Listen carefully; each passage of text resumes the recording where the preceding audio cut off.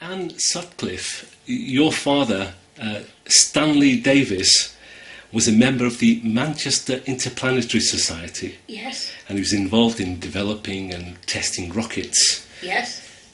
But you never met him, did you? No. My mum was expecting me when my dad passed away in August 1941, and I was born April 42. Yeah. Did he know that you were on his way? He didn't know my mum was pregnant. Just a little inkling that she wasn't feeling very well. And that was it. But he died very suddenly, within hours of taking poorly. And to just go back a little bit, what was the cause of that illness, do you think? He suffered shell shock at Dunkirk. He was one of the Dunkirk victims. Right. But then he come to have appendicitis after he'd been discharged. And when they came to operate, the shell shock struck again. And it caused him to have heart failure. And he died on the operating table. At what age were you when you learnt about the exploits in rockets that your dad was When I up was to? quite young, because my grandparents and my mum was very proud of what he'd done, and especially the little dartboard and his interest. And I'm interested in I have a hobby of flower arranging and gardening, and they used to say I take after my dad for being, interested in things with my hands. Yeah. And your dad had exquisite eyesight, didn't he? Exquisite, he did, yes.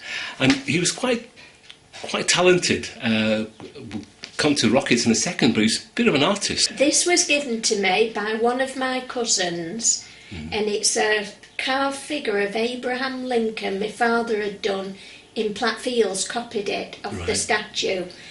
And I've only just contacted in the last 5 years these cousins, we lost track, and they've had it in their family all these years, and they thought it ought to come back to me now. And they gave it me about a month ago. Oh, that's lovely. Yeah. And he did this by himself, sit there in the park? Yes, he carved it,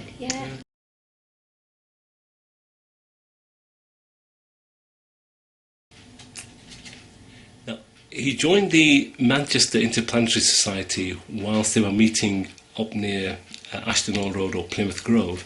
Do you remember, or did you find out later from your mother, how often he used to go? It was regular. It was a very, very serious hobby with him. I do know that, yes. And did he ever host the meetings at his own house? I do know one night they had a meeting in my grandma's parlour, the front room, and she was worried the police might come round.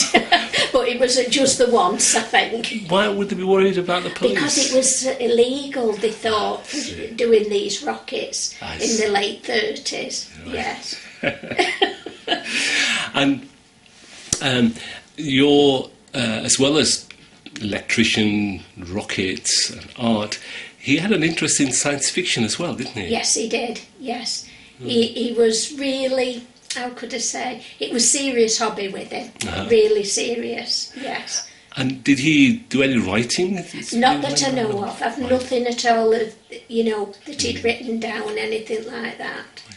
And he must have met some science fiction authors in his time. Well, he went to London, I know, with a meeting with H.G. Wells, because it was the night that the clocks should have gone forward, and my grandmother forgot to turn the clock forward, and he nearly missed the train at Manchester, but he made it in the end. So he went to a lecture or a talk by H.G. Wells in London. In London. And this would be late the 1930s sometime. Yes. It's lovely. Yeah. Besides your father's interest in rockets, are you aware of any of your family members or his brothers and sisters who had a similar interest? No, nothing at all. He was the youngest of 11 children. So the others were, like a lot of my cousins now, who I'm in touch with, they were grown up when he was only a little boy. Yes.